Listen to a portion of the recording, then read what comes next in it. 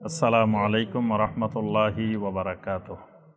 আলহামদুলিল্লাহি ওয়াহদা ওয়াসসালাতু ওয়াসসালামু আলা মান লা নাবিয়্যা বা'দা ওয়া আলা আলিহি ওয়া সাহবিহি ওয়া মাওয়ালা। এখন মদিনা গিয়ে আমার প্রথম কাজ মসজিদে নববীতে যাওয়া। এজন্য মদিনা গিয়ে আবার দৌড় দিয়ে প্রথমে নবী সাল্লাল্লাহু আলাইহি ওয়াসাল্লামের কবরে যাওয়া যাবে না। প্রথম যেতে হবে কোথায়? মসজিদে নববীতে। মসজিদে নববীতে ঢুকবেন কেমনে? কোন পা দিয়ে ঢুকবেন? ডান পা দিয়ে। কি দোয়া পড়ে ঢুকবেন? এই দোয়াগুলো শিখে যাবেন। এই আমার এই বইতেও আছে, এই বইটা আপনাদের সবাইকে দেওয়া হবে আমার পক্ষ থেকে হাদিয়া। তো এছাড়া আরো অন্যান্য যত বই আছে সব বইতে পাইবেন, হজের বইগুলোতে। মসজিদে নববীতে, মসজিদে হারামে যখন ঢুকবেন তখন বিসমিল্লাহ ওয়াসসালাতু ওয়াসসালামু আলা রাসূলিল্লাহ আল্লাহুম্মা ইফতাহ লি আবওয়াবা রাহমাতিক আল্লাহুম্মা ইগফির লি যুনুবি আউযু বিল্লাহিল আযীম ওয়া বিওয়াজহিল কারীম ওয়া সুলতানিহিল কাদীম মিনাশ শাইতানির রাজীম। এই দোয়া পড়তে পড়তে মসজিদে নববীতে, মসজিদে হারামে ঢুকবেন। ঢুকে প্রথম কাজ 2 রাকাত তাহিয়াতুল মসজিদের সালাত আদায় করবেন। বসার আগে 2 রাকাত তাহিয়াতুল মসজিদের সালাত আদায় করবেন। এরপরে জামাতের সময় হলে জামাতে সালাত আদায় করবেন, অথবা বসে বসে সেখানে কোরআনে কারীম তেলাওয়াত করবেন, জিকির আজকার করবেন। সেখানে অনেকগুলো হালাকা হয় মসজিদে নববীতে, সারাদিন বিভিন্ন বিষয়ের উপরে দার্স হয়। সেখানে বাংলা ভাষায়ও দার্স আছে মসজিদে নববীতে। সে দার্স গুলোতে বসার চেষ্টা করবেন, তাহলে অনেক এলেম হাসিল হবে। আপনার সময়গুলো আল্লাহর জিকিরের মধ্যে কাটাবেন। এরপরে আপনি যাবেন নবী সাল্লাল্লাহু আলাইহি সাল্লামকে সালাম দিতে। নবী সাল্লাল্লাহু আলাইহি সাল্লামের কবরের কাছাকাছি যখন যাবেন তখন সালাম দিবেন। কেমনে সালাম দিবেন? আসসালামু আলাইকা আইয়ুহান নাবিয়্যু ওয়া রাহমাতুল্লাহি ওয়া বারাকাতুহু। আত্তাহিয়াতুর মধ্যে সালাম দেন না? এতদিন সালাম দিবেন বাংলাদেশ থেকে, এখন সালামটা দিবেন নবী সাল্লাল্লাহু আলাইহি সাল্লামের একেবারে সামনে গিয়ে। এই জন্য সেখানে গিয়েও এই সালামটা দিবেন, আসসালামু আলাইকা আইয়ুহান নাবিয়্যু ওয়া রাহমাতুল্লাহি ওয়া বারাকাতুহু, অথবা আসসালামু আলাইকা ইয়া রাসূলুল্লাহ ওয়া রাহমাতুল্লাহি ওয়া বারাকাতুহু, এভাবে বলতে পারেন। বলে এরপরে দরুদটা পড়বেন, আল্লাহুম্মা সাল্লি আলা মুহাম্মাদিন ওয়া আলা আলি মুহাম্মাদ কামা সাল্লাইতা আলা ইব্রাহিম ওয়া আলা আলি ইব্রাহিম ইন্নাকা হামিদুম মাজিদ। যেটা আমরা নামাজের মধ্যে যে দরুদটা পড়ি, এই দরুদটা পড়বেন। এরপরে নবী সাল্লাল্লাহু আলাইহি ওয়াসাল্লামকে আপনি এটাও দোয়া করতে পারেন, ওয়া বা'আসহু মাকামাম মাহমুদানিল্লাযী ওয়া'আতা। আযানের দোয়ার মধ্যে যে দোয়াগুলো করেন, আতি মুহাম্মাদানিল ওয়াসিলা ওয়াল ফাদিলা ওয়া বা'আসহু মাকামাম মাহমুদানিল্লাযী ওয়া'আতা। নবী সাল্লাল্লাহু আলাইহি ওয়াসাল্লামের জন্য এই দোয়া করলে নবী সাল্লাল্লাহু আলাইহি ওয়াসাল্লাম বলেন, হাল্লাত লাহু শাফাআ, তার জন্য আমার সুপারিশ হালাল হয়ে যায়। সুবহানাল্লাহ। এই জন্য ওখানে গিয়ে এই দোয়াগুলো করবেন। এরপরে একটু সামনে গেলে আবু বকর, ওমর রাদিয়াল্লাহু তাআলা আনহুমার কবর, তাদেরকে সালাম দিবেন, আসসালামু আলাইকা ইয়া আবা বকর খলিফাতু রাসূলিল্লাহি সাল্লাল্লাহু আলাইহি ওয়াসাল্লাম। এরপরে ওমরকে সালাম দিবেন, আসসালামু আলাইকা ইয়া ওমর ইবনে খাত্তাব খলিফাতে রাসূলিল্লাহি সাল্লাল্লাহু আলাইহি ওয়াসাল্লাম। মানে আবু বকর হলো রাসূলুল্লাহ সাল্লাল্লাহু আলাইহি ওয়াসাল্লামের খলিফা, ওমর হইলেন রাসূলুল্লাহ সাল্লাল্লাহু আলাইহি ওয়াসাল্লামের খলিফার খলিফা। এরপরে কবর জিয়ারতের দোয়া পড়বেন ওনাদের দুজনের জন্য। কবর জিয়ারতের দোয়াগুলো আমার বইতেও আছে, মুখস্থ করে নেবেন। বাংলাদেশের মতো ওখানে যাই 3 বার সূরা ফাতিহা, 10 বার সূরা ইখলাস, 11 বার দরুদ শরীফের এই বেদাতি কবর জিয়ারত ওই দেশে করবেন না। ওখানে প্রত্যেক কবরস্থানে, বাকি কবরস্থান, মুআল্লা কবরস্থান, সুন্দর করে আরবিতে, ইংরেজিতে, বাংলায় কবর জিয়ারতের দোয়া লেখা আছে। হাদিসে যে দোয়া আছে, আসসালামু আলাইকুম দারা কওমিল মুমিনিন ওয়া ইন্না ইনশাআল্লাহু বিকুম লাহিকুন ইয়ারহামুল্লাহুল মুস্তাকদিমিনা মিন্না ওয়া মিনকুম ওয়াল মুস্তাখিরিন নাসআলুল্লাহা লানা ওয়া লাকুমুল আফিয়া আল্লাহুম্মা লা তাহরিমনা আজরাহুম ওয়া লা তাফতিননা বা'দাহু। এই দোয়াগুলো সেখানে কবরের সামনে করবেন। এরপরে মোটামুটি আপনার মদিনা মুনাওয়ারার প্রথম কাজ আপনার শেষ। এরপরে সেখানে থাকবেন যে কদিন থাকেন সেখানে 40 ওয়াক্ত বা 40 আপনার ওয়াক্ত সালাত আদায় করতে হবে, এটা জরুরি বিষয় না। অনেকে মনে করে এখানে 40 ওয়াক্ত সালাত আদায় করতে হয়। 40 ওয়াক্ত আরবাঈনা সালাতের ব্যাপারে যে হাদিসটা এসেছে, এই হাদিসটা সহিহ না, এটা দঈফ, সর্বসম্মতিক্রমে দঈফ। এজন্য সেখানে যত বেশি পারেন জামাতে সব সালাত আদায় করবেন, কিন্তু 40 ওয়াক্ত আদায় করতে হবে, এটাকে জরুরি মনে করা যাবে না। এরপরে আপনার সেখানে এই থাকাকালীন সময়ে আপনাদেরকে নিয়ে যাওয়া হবে মসজিদে কুবা। মদিনা মুনাওয়ারাতে আছে আরেকটা জায়গা, কি মসজিদে কুবা। মসজিদে কুবায় 2 রাকাত সালাত আদায় করলে এক উমরার ফজিলত। সুবহানাল্লাহ। নবী সাল্লাল্লাহু আলাইহি ওয়াসাল্লাম বলেছেন, মান তাতাহহারা ফি বাইতিহি, যে লোক ঘরের থেকে পবিত্রতা অর্জন করবে, সুম্মা আতা মসজিদে কুবা, এরপরে মসজিদে কুবায় আসবে, ফাসাল্লা ফিহি সালাতান, এখানে এসে সালাত আদায় করবে, কানা লাহু কাআজরি উমরা, তার জন্য আল্লাহ পাক এক উমরার সমপরিমাণ সওয়াব রাখছেন। সুবহানাল্লাহ। এজন্য মসজিদে কুবায় গিয়ে 2 রাকাত সালাত আদায় করবেন। আর অন্যান্য মসজিদে কোনো ফজিলতপূর্ণ সালাত নাই, তবে মসজিদে দেখার জন্য ঢুকলে 2 রাকাত তাহিয়াতুল মসজিদ আদায় করতে পারবেন। যেমন আপনারা যাবেন মসজিদে জুল কিবলাতাইন। মসজিদে জুল কিবলাতাইন এখানে হলো কিবলা পরিবর্তনের যে মসজিদটা, ওই মসজিদে আপনার বনু সালামার মসজিদ ছিল, সেখানে কিবলা পরিবর্তন হয়েছে। তো সেখানে 2 দিকে 2টা কিবলা আছে, এটা দেখবেন। এটা হলো ঐতিহাসিক জিনিসগুলো দেখার জন্য, কিন্তু এখানে কোনো ফজিলত বা অন্য কোনো নির্দিষ্ট কোনো বরকত নাই। তো মসজিদে ঢুকলে 2 রাকাত তাহিয়াতুল মসজিদের সালাত আদায় করবেন। এরপরে ওখানে দেখবেন মসজিদে জুমুআহ। মসজিদে জুমুআহ আছে মসজিদে কুবার আর একটু আগে, যেখানে নবী সাল্লাল্লাহু আলাইহি ওয়াসাল্লাম সর্বপ্রথম জুমার সালাত আদায় করছেন। মসজিদে নববীর ভিতরে একটা জায়গা আছে রওজা। বাংলাদেশের অনেকে রওজা আর কবর দুটারে এক মনে করে। আল্লাহ রাসূলের রওজা মনে করে, নবী সাল্লাল্লাহু আলাইহি ওয়াসাল্লামের কবর। নবী সাল্লাল্লাহু আলাইহি ওয়াসাল্লামের ঘর এবং মিম্বার 2 এর মাঝখানে যে জায়গাটা, এটাকে নবী সাল্লাল্লাহু আলাইহি ওয়াসাল্লাম বলছেন মা বাইনা বাইতি ওয়া বাইনা মিম্বারি রাউদাতুম মির রিয়াদিল জান্নাহ। আমার ঘর আর আমার মিম্বার 2 এর মাঝখানের যে জায়গাটা, এটা জান্নাতের বাগান সমূহের মধ্য থেকে একটি বাগান। সুবহানাল্লাহ। এখানে সালাত আদায়ের সুনির্দিষ্ট কোন ফজিলত নবী সাল্লাল্লাহু আলাইহি ওয়াসাল্লাম বর্ণনা করেন নাই, তবে আহলুল ইলমেরা মনে করেন যে এই জায়গাটা কিয়ামতের ময়দানে জান্নাতের একটা অংশ হবে। কোন কোন আহলুল ইলম বলছেন, যেহেতু নবী সাল্লাল্লাহু আলাইহি ওয়াসাল্লাম এটাকে রাউদাতুম মির রিয়াদিল জান্নাহ বলছেন, এটা জান্নাতের একটা অংশ হবে। আবার কেউ কেউ বলছেন এখানে সালাত আদায় করা জান্নাত লাভের মাধ্যম, এই কারণে এখানে সালাত আদায়ের জন্য সবাইকে সুযোগ দেওয়া হয়। তো এখানে যখন আপনাদের সিরিয়াল অনুযায়ী টাইম থাকবে, ওই টাইমে গিয়ে 2 রাকাত সালাত আদায় করবেন এই রওজার মধ্যে। এরপরে বাকি কবরস্থান, পাশে যে কবরস্থান, অনেকে কবরস্থানকে জান্নাত বলে, জান্নাতুল বাকি। এটা জান্নাতুল বাকি না, এটা হলো মাকবারাতুল বাকি, বাকি কবরস্থান। এখানে মুনাফিকদেরকেও কবর দেওয়া হয়েছে, আব্দুল্লাহ বিন উবাই আরো যত মুনাফিক, এদেরকেও কিন্তু এখানে কবর দেওয়া হয়েছে। তারপরে নবী সাল্লাল্লাহু আলাইহি ওয়াসাল্লামের আগে কাফেরদেরকেও এখানে কবর দেওয়া হয়েছে। তাহলে এখানে যদি জান্নাত বলেন এটারে, তাহলে কি এরাও সবাই জান্নাতি? এখানে যেমন নবী সাল্লাল্লাহু আলাইহি ওয়াসাল্লামের স্ত্রীদেরকে কবর দেওয়া হয়েছে, আম্মা জান আয়েশা রাদিয়াল্লাহু তাআলা আনহাকে কবর দেওয়া হয়েছে, ফাতেমা রাদিয়াল্লাহু তাআলা আনহাকে এখানে কবর দেওয়া হয়েছে, ওসমান রাদিয়াল্লাহু তাআলা আনহুকে কবর দেওয়া হয়েছে। সর্বপ্রথম কবর দেওয়া হয়েছে ওসমান ইবনে মাযউন রাদিয়াল্লাহু তাআলা আনহুকে। সাহাবীদের মধ্যে মদিনা যাওয়ার পরে সর্বপ্রথম মারা গেছেন ওসমান ইবনে মাযউন রাদিয়াল্লাহু তাআলা আনহু। তখন আল্লাহ রাসূল সাল্লাল্লাহু আলাইহি ওয়াসাল্লাম তার চেহারায় চুম্বন দিয়েছিলেন, এই ওসমান ইবনে মাযউনের চেহারায়। তো এই সাহাবীকে নবী সাল্লাল্লাহু আলাইহি ওয়াসাল্লাম জানাজা পড়াইছেন, প্রথম এই বাকি কবরস্থানে দাফন করছেন। তো এখানে অনেক সাহাবায়ে কেরামের কবর, তাবেঈনদের কবর, তাবেঈনদের কবর, এই কবরস্থান জিয়ারত করবেন, কবরবাসীদের জন্য দোয়া করবেন।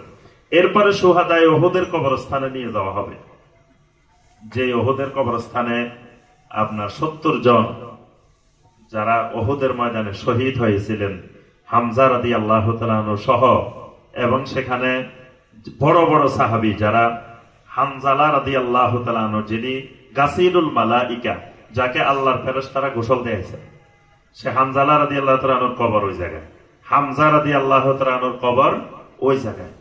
তারপরে দুইজন সাহাবী জান্নাতের ঘ্রাণ পেয়েছিলেন, দুনিয়াতে থেকে জান্নাতের সুগন্ধি পেয়েছিলেন। সেই দুইজন সাদ ইবনে রবি আর আনাস ইবনে নজর রাদিয়াল্লাহু তাআলা আনহু, এই দুইজনের কবরও ওখানে।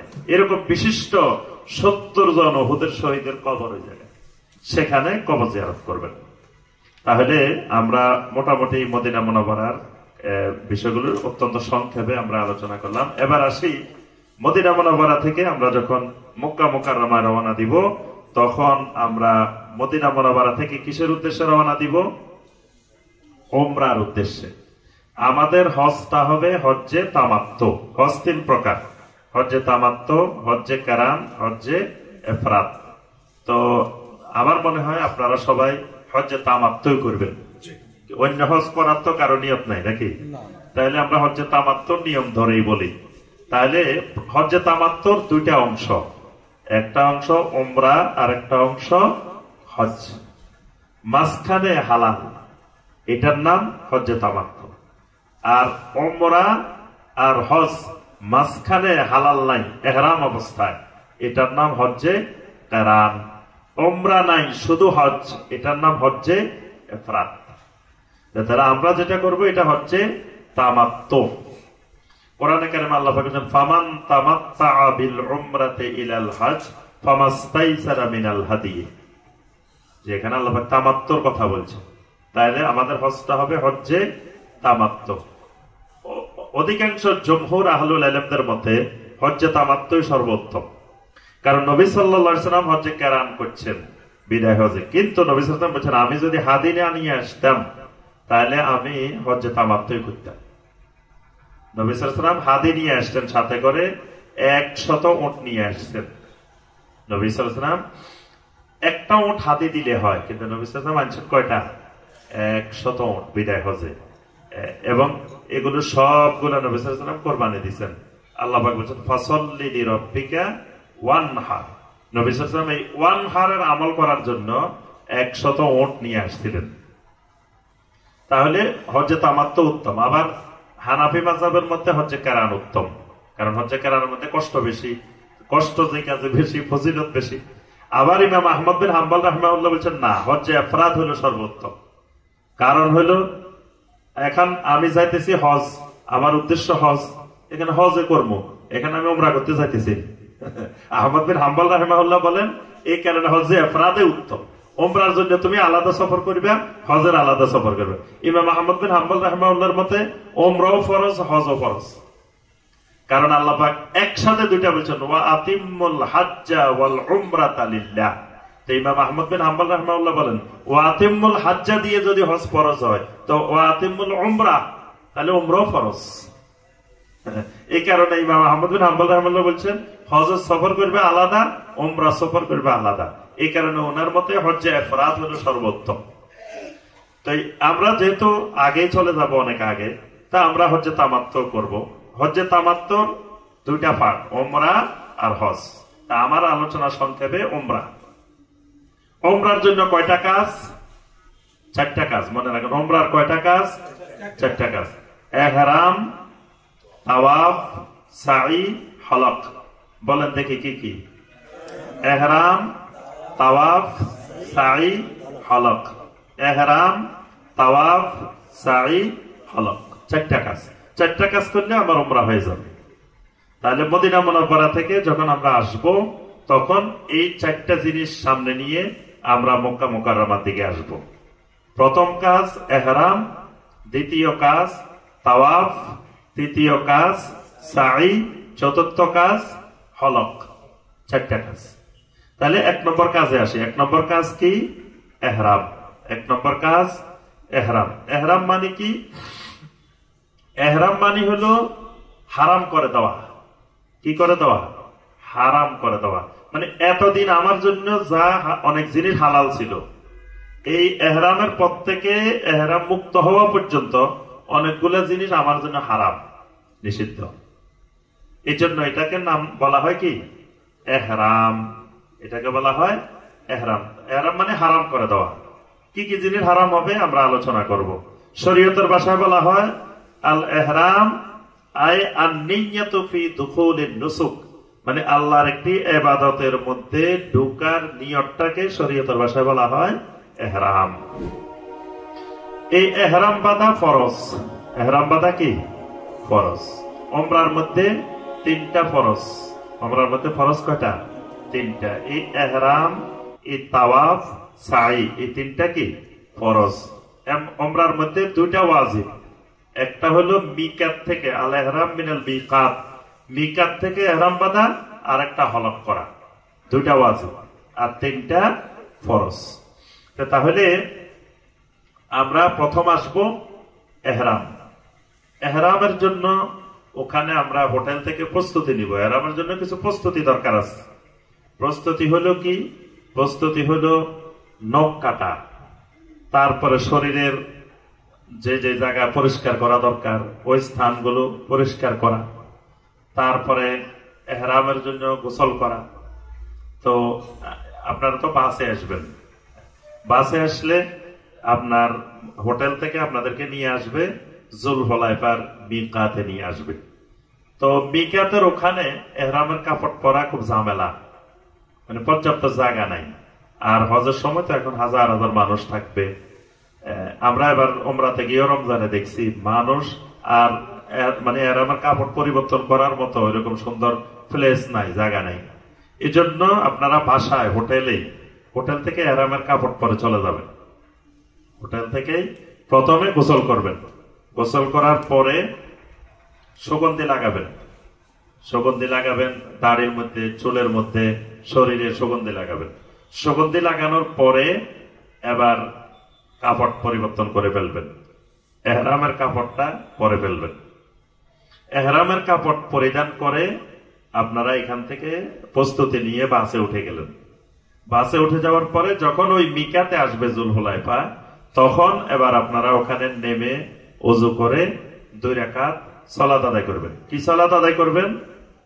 ওখানে যেহেতু মসজিদে ঢুকবেন, ওইটা একটা মসজিদ যুলহুলাইফা, ওই মসজিদে ঢুকে যদি ফরজ সালাতের ওয়াক্ত না হয় তাহলে 2 রাকাত তাহিয়াতুল মসজিদ পড়বেন। আর যদি ফরজ সালাতের ওয়াক্ত হয়ে যায় তাহলে ফরজ সালাত আদায় করবেন। আর আলাদা কোনো ইহরামের জন্য আলাদা কোনো সালাত নাই। আচ্ছা, সালাত আদায় শেষ হলো। শেষ হওয়ার পরে এবার আপনি নিয়ত করবেন, উমরার নিয়ত করবেন। উমরার নিয়তটা কেমনে করবেন? উমরার নিয়ত লাব্বাইকা উমরাতান, অথবা লাব্বাইক আল্লাহুম্মা উমরাতান, অথবা লাব্বাইক আল্লাহুম্মা বিউমরাতিন। শুধু উমরার নিয়ত, হজের না।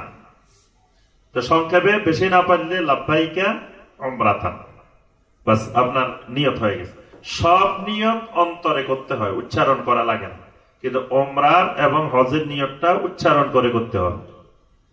যদি আপনি বদলি হজ করেন কারো পক্ষ থেকে, তাহলে বলতে হবে লাব্বাইকা উমরাতান আন অমুক, যার পক্ষ থেকে বদলি হজ করতেছেন তার নামটা বলতে হবে, তাহলে বদলি হজের নিয়ত হয়ে যাবে। আর নিজের পক্ষ থেকে হইলে লাব্বাইকা উমরাতান। নিয়তের পরেই শুরু হয়ে যাবে তালবিয়া। নিয়তের পরে শুরু হবে তালবিয়া। লাব্বাইক আল্লাহুম্মা লাব্বাইক, লাব্বাইক লা শারীকা লাকা লাব্বাইক, ইন্নাল হামদা ওয়ান নি'মাতা লাকা ওয়াল মুলক লা শারীকা লাক। এই তালবিয়া এত ফজিলতময়, তালবিয়ার অনেক ফজিলত। আল্লাহ রাসূল সাল্লাল্লাহু আলাইহি ওয়াসাল্লাম বলেন, তিরমিজি এবং ইবনে মাজার হাদিস, নবী সাল্লাল্লাহু আলাইহি ওয়াসাল্লাম বলেন, কোন মুসলিম যখন তালবিয়া পড়ে তখন তার ডানে বামে যত পাথর, যত গাছ, যত প্রাণী এই তালবিয়া শুনে তারা আল্লাহ সুবহানাহু ওয়া তাআলার কাছে দোয়া করতে থাকে। সুবহানাল্লাহ, তালবিয়াকারীর জন্য দোয়া করতে থাকে। এরপরে আপনার নবী সাল্লাল্লাহু আলাইহি ওয়াসাল্লাম বলছেন যে তালবিয়া ওই হজটা উত্তম যে হজটা আল আজ্জু ওয়াস সাজ্জু। আল আজ্জু কি? আল আজ্জু হলো রাফুস সাওয়াত আলিয়ান বিতালবিয়া ওয়াত তাকবীর, মানে যেই হজের মধ্যে বেশি বেশি জোরে জোরে তালবিয়া পড়ে। পুরুষেরা জোরে জোরে পড়বে, নারীরা আস্তে আস্তে পড়বে। আল্লাহ রাসূল সাল্লাল্লাহু আলাইহি ওয়াসাল্লাম বলেন, যে ব্যক্তি মা আহাল্লা মহিল্লুন কিত্তুন ওয়ালা কাব্বারা মুকাব্বিরান কিত্তুন ইল্লা বশরুন, যারা তালবিয়া পড়ে তাহলিল পড়ে তাদের জন্য সুসংবাদ। একজন সাহাবী বললেন, ইয়া রাসূলুল্লাহ সাল্লাল্লাহু আলাইহি ওয়াসাল্লাম, কিসের সুসংবাদ? বলেন, জান্নাতের সুসংবাদ। সুবহানাল্লাহ। তাহলে তালবিয়া আপনার জীবনে এই হজের সফরে 2 বার সুযোগ পাইবেন পড়ার, আর পুরা 60-70 বছরে আপনার জীবনে এই সুযোগ আসেও নাই, আসবে কিনা আল্লাহ ভালো জানেন। এই জন্য এই 2টা সময়কে আপনি হেলায় কাটানো যাবে না। খুবই গুরুত্বপূর্ণ সময় মনে করে আপনার এই তালবিয়ার 2টা সময়। একটা সময় ওই জুল হুলাইফা যখন হজের নিয়ত করবেন, ওমরার নিয়ত করবেন, তখন থেকে তালবিয়া শুরু হবে আল্লাহর ঘরে পৌঁছা পর্যন্ত, মানে তাওয়াফ শুরু করা। লাব্বাইকা উমরাতান, লাব্বাইকা উমরাতান, এই 2টা শব্দ বললেই হয়ে যাবে। আর সুন্দর করে বললে লাব্বাইক আল্লাহুম্মা বিউমরাতিন। এখন এই তালবিয়ার প্রথম সুযোগটা পাইতেছেন এই জুল হুলাইফা থেকে তাওয়াফ শুরু করার আগ পর্যন্ত, আল্লাহর ঘরে পৌঁছা পর্যন্ত, এই একটা সময়। আরেকটা সময় পাবেন হজের জন্য যখন বের হইবেন ইহরাম পরে, তখন থেকে শুরু করে জামারায়ে আকাবায় 10 তারিখে পাথর মারার আগ পর্যন্ত, এই 2টা সময় পাইতেছেন তালবিয়া। আর অন্য সময় তালবিয়ার কোনো গুরুত্ব নেই। এখন আমরা যদি বাংলাদেশে বসে বসে সবাই তালবিয়া পড়ি, এটার আলাদা কোনো ফজিলত নাই।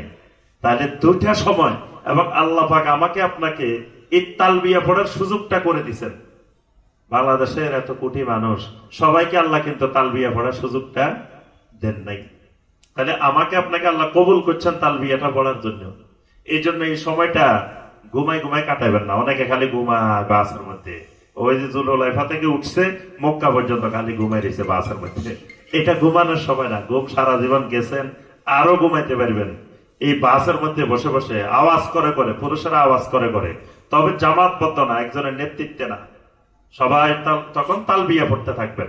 আর তালবিয়ার ফাঁকে ফাঁকে অন্যান্য জিকির আজকার, মাঝে মাঝে সুবহানাল্লাহি ওয়া বিহামদিহি সুবহানাল্লাহিল আযীম, মাঝে মাঝে সুবহানাল্লাহি ওয়া আলহামদুলিল্লাহ ওয়া লা ইলাহা ইল্লাল্লাহু আল্লাহু আকবার, মাঝে মাঝে লা হাওলা ওয়া লা কুওয়াতা ইল্লা বিল্লাহ।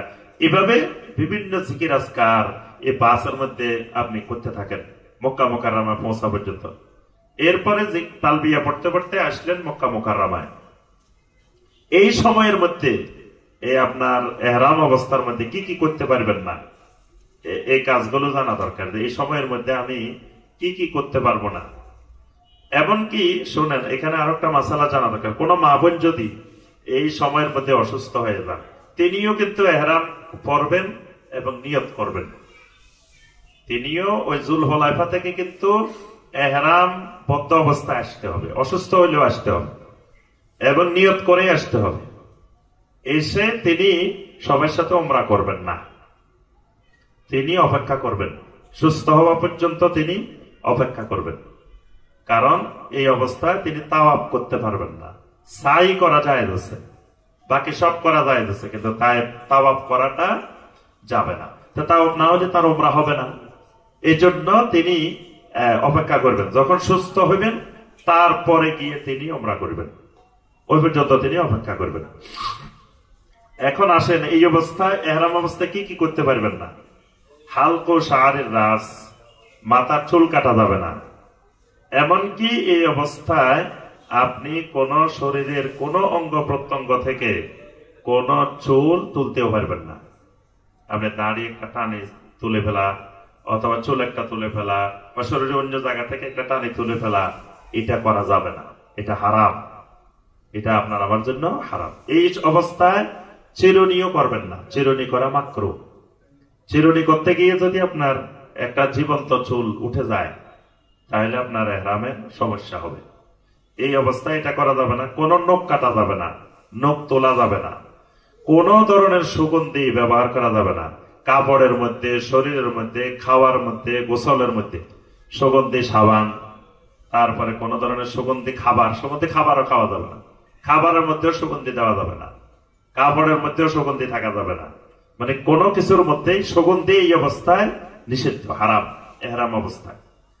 তারপরে কোন প্রাণী শিকার করা, কোন শিকারী প্রাণী শিকার করা।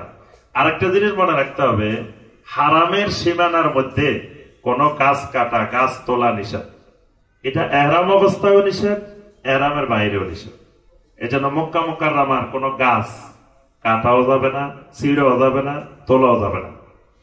আরেকটা জিনিস, পুরুষের জন্য এই অবস্থায় কোনো কামিজ মানে পোশাক পরা যাবে না। পোশাক বলতে যেটা বোঝায়, এই জাতীয় কোনো পোশাক এহরাম অবস্থায় পরা যাবে না। সেটা পাঞ্জাবি, পায়জামা, প্যান্ট, শার্ট, পাগড়ি, মোজা, এই জাতীয় পোশাক জাতীয় কোনো জিনিস পরা যাবে না। আর মহিলারা এই অবস্থায় নেকাব পরা যাবে না। তবে নেকাব পরা যাবে না এর অর্থ এই নয় পুরুষের সামনে মুখ খুলে খুলে হাঁটবেন, মুখ খুলে খুলে নামাজ পড়বেন, বিষয়টা এরকম না। মানে নেকাবটা সংযুক্ত করে মুখের সাথে লাগাই নেকাব পরা যাবে না, কিন্তু আপনি একটু দূরে আপনি পর্দা করতে হবে, একটু দূরে রাখবেন। আর যখন পুরুষ থাকবে না তখন আপনি মুখ খুলে রাখবেন। আর যখন পুরুষদের সাথে তাওয়াফ করবেন বা পুরুষদের সামনে দিয়ে সালাত আদায় করবেন, পুরুষদের সামনে হাঁটবেন, তখন মুখকে ঢেকে রাখতে হবে। কিন্তু ঢাকাটা মানে মুখের সাথে লাগাই রাখা যাবে না। নেকাব যেটাকে বলে ওই নেকাব করা যাবে না। আরেকটা হলো আপনি এই সময় এই কাজগুলা মোটামুটি করা নিষেধ।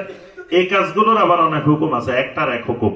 কোনটা করলে এই অবস্থায় আপনাকে ফিদিয়া দিতে হবে। ফিদিয়া মানে আপনি 3 দিন রোজা রাখতে হবে, অথবা 6 জন মিসকিনকে খাওয়াইতে হবে, অথবা আপনি একটা ছাগল দম দিতে হবে। এটা হলো ফিদিয়া।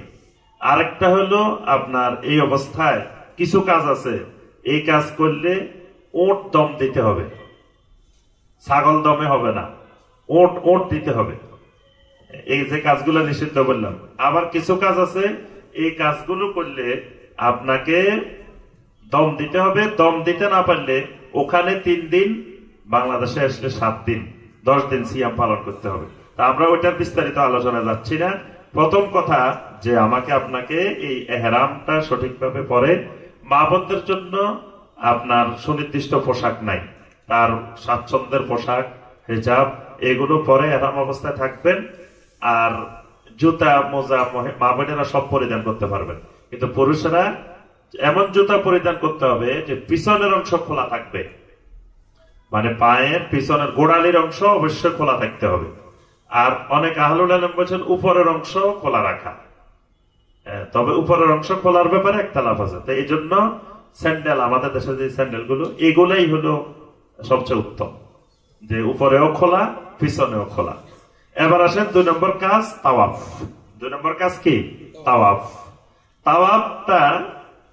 তাওয়াফের কিছু শর্ত আছে, কিছু ওয়াজিব আছে, কিছু সুন্নত আছে। তো সব মিলে সংক্ষেপে আমরা তাওয়াফের পদ্ধতিটা বলে দিই। সেটা হলো, যখন এই এহরাম অবস্থায় তাওয়াফ করার জন্য ঢুকবেন, ঢুকার পরে আপনি প্রথম যে দিক দিয়ে ঢুকেন চলে যেতে হবে হাজরে আসওয়াদের কোণায়। হাজরে আসওয়াদ যে কর্নারে, সেখানে যেতে হবে। সেখান থেকে আপনার তাওয়াফ শুরু হবে। হাজরে আসওয়াদের কোণায় গিয়ে প্রথম কাজ, আপনি ডান হাত তুলবেন, 1 হাত হাজরে আসওয়াদের। আপনি হাজরে আসওয়াদের দিকে পিটতেও পারেন, অথবা সামনের দিকে থেকে হাতকে এইভাবে রাখতে পারেন, দুটাই করতে পারেন। আর তাওয়াফ করার সময় খেয়াল করতে হবে আপনি ডাইনে বামে হওয়া যাবেন না, এবং এটা তাওয়াফের শর্ত যে আপনার বাম দিক বাইতুল্লাহর দিকে থাকতে হবে, সামনের দিকও না পিছনের দিকও না, বাম দিক বাইতুল্লাহর দিকে থাকতে হবে। তাহলে আপনাকে সবসময় সামনের দিকে থাকতে হবে, ডাইনে বামে বাঁকা হওয়া যাবে না, সোজা হয়ে তাওয়াফ করতে হবে। তো কিন্তু আল্লাহু আকবার যখন হাত ইশারা করবেন, তখন চাইলে হাজরে আসওয়াদের কোণায় এসে আপনি এদিকে পিটতেও পারেন, অথবা সামনের দিকে থেকে ডান হাত, শুধু ডান হাত। কিন্তু অধিকাংশ বাঙালি দেখবেন 2 হাত তুলতেছে, এখানে 1 হাত তুলবেন, শুধু 1 হাত তুলে প্রথমবার বিসমিল্লাহি আল্লাহু আকবার, এর বেশি না, একবার। কিন্তু দেখবেন অনেক বাঙালিরা বিসমিল্লাহ আল্লাহু আকবার ওয়ালিল্লাহিল হামদ সুমা দিতেছে, এই করতেছে, সেই করতেছে, বিভিন্ন রং বেরঙের কায়দা করতেছে।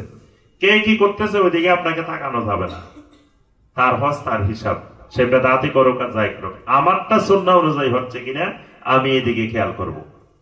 এই জন্য একবার শুধু হাত তুলবো, বিসমিল্লাহি আল্লাহু আকবার।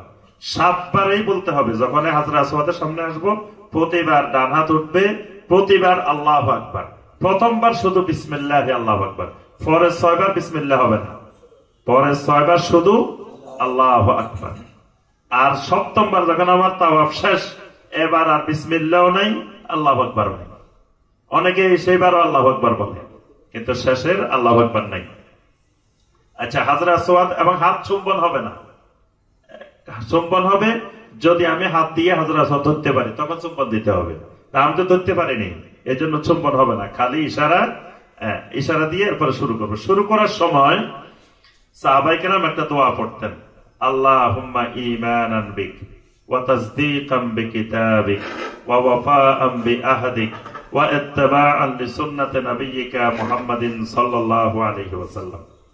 এরপরে আপনি শুরু করলেন তাওয়াফ। এবার আপনার ইচ্ছা মতো যে কোনো দোয়া, তেলাওয়াতে কোরআন, যে কোনো জিকির আজকার আপনি তাওয়াফের মধ্যে করতে পারেন। এখানে নির্ধারিত কোনো দোয়া নাই।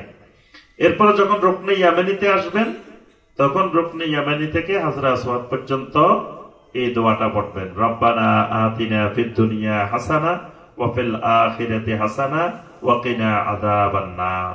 এটা সুন্নাত, এই পাশে এই দোয়াটা পড়া। এরপরে আবার আসলেন হাজরা আসওয়াদ, এক চক্কর শেষ হয়েছে। আবার এভাবে কয়বার? 7 বার। 7 বার করছেন, আপনার তাওয়াফ শেষ। এখন আসেন তাওয়াফের মাঝখান দিয়ে জামাত শুরু হয়ে গেছে, আজান দিয়ে দিছে সালাতের জামাত। তাহলে আপনি কি করবেন? এই ক্ষেত্রে আপনার তাওয়াফটা যেখানে গিয়ে একামত হয়েছে ওখানে সালাতে দাঁড়ায় যাবেন। দাঁড়াই সালাত শেষ, আবার আপনি ওখান থেকে শুরু করবেন। আগেরটা সহ অ্যাড হবে, মাঝখানে এই গ্যাপের জন্য তাওয়াফ বাতিল হবে না। তবে তাওয়াফের মধ্যে আপনার এই দ্রুত করা মুআলাত, এটা ফরজ। এই জন্য মাঝখানে যদি 1 ঘন্টা গ্যাপ হয়ে যায়, 3টা করছেন, 3টা করে বাইরে গেছে, আবার কতক্ষণ পরে এসে 4টা করছেন, তাওয়াফ হবে না। মানে এখানে মাঝখানে লম্বা গ্যাপ দেওয়া যাবে না। অল্প কিছুক্ষণ কোনো কারণে গ্যাপ দিতে পারেন, কিন্তু লম্বা গ্যাপ দিলে আবার নতুন করে শুরু করতে হবে। এটা হলো সালাতের মাসালা। আরেকটা হলো ওযু চলে গেছে, তাওয়াফ কিন্তু ওযু ছাড়া করা যাবে না। সাই ওযু ছাড়া করতে পারবেন, কিন্তু তাওয়াফ ওযুবিহীন করা যাবে না। এখন ওযু চলে গেছে মাঝখান দিয়ে, তাহলে আগে 3টা করছেন, 3টার পরে ওযু চলে গেছে, এখন আবার ওযু করে আসছেন, এখন কি বাকি 4টা করবেন না 7টাই করতে হবে? এই ক্ষেত্রে আহলুল ইলমদের ইখতিলাফ আছে। তবে এই ক্ষেত্রে জমহুর আহলুল ইলমদের মত হলো ওযু চলে গেলে আগেরটা বাতিল হয়ে যাবে।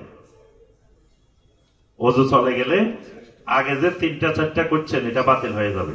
যেমন নামাজের মধ্যে ওযু চলে গেলে পুরা নামাজে বাতিল হয়ে যায়। নবী সাল্লাল্লাহু আলাইহি ওয়াসাল্লাম বলছেন, তাওয়াফকে বলছেন তাওয়াফ হলো সালাত, তাওয়াফ সালাত।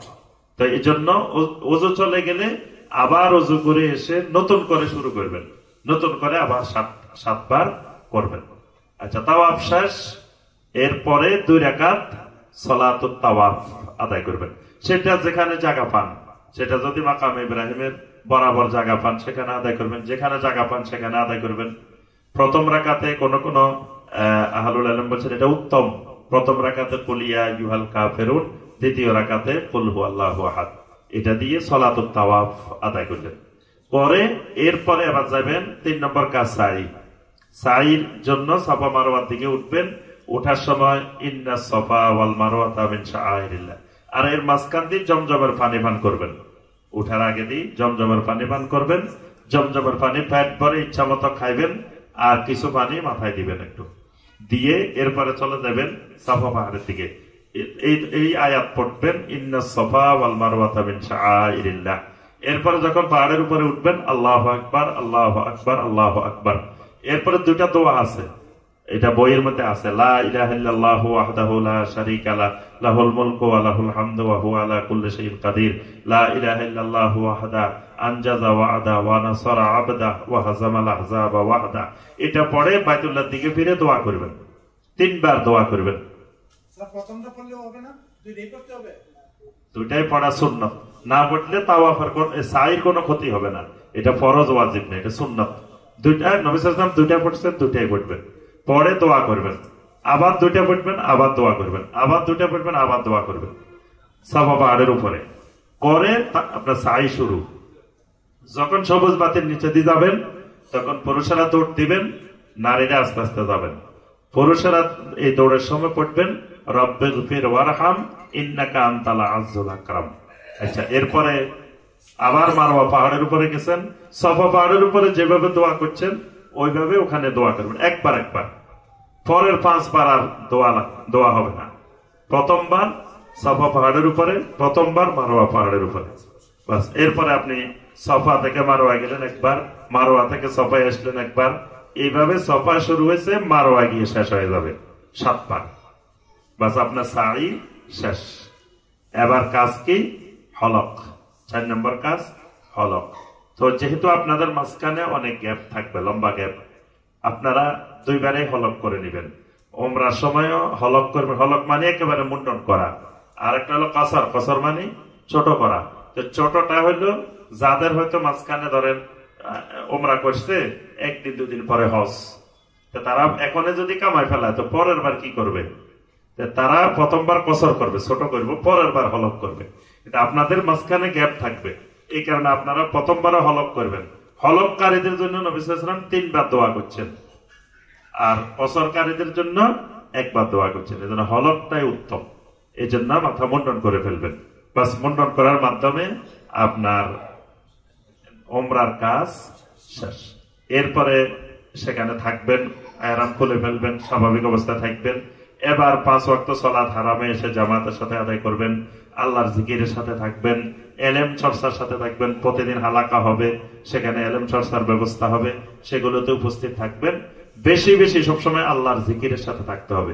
এজন্য আল্লাহ পাক ওই আপনার হজের আয়াতের মধ্যে বারবার বলছেন যে লাইসা আলাইকুম জুনাহুন আন তাবতাগু ফাদলাম মির রাব্বিকুম ফাইদা আফাদতুম মিন আরাফাতিন ফাযকুরুল্লাহা ইনদাল মাশআরিল হারাম ওয়াজকুরুহু কামা হাদাকুম। মানে বারবার আল্লাহ পাক ওয়াজকুরুল্লাহ বলছেন। বেশি বেশি আল্লাহর জিকির করতে হবে। আল্লাহ রাব্বুল আলামিন আমাদের সবাইকে হজ্জে মাবরুর করার তৌফিক দান করুন। আল্লাহ রাব্বুল আলামিন আমাদের সফরকে নিরাপদ করে দিন। আল্লাহ পাক সুস্থভাবে সুন্দরভাবে আমাদেরকে হজ্জে বাইতুল্লাহর কাজগুলো সম্পন্ন করার তৌফিক দান করুন। আমিন ইয়া রাব্বাল আলামিন। আসসালামু আলাইকুম ওয়া রাহমাতুল্লাহি ওয়া বারাকাতুহু।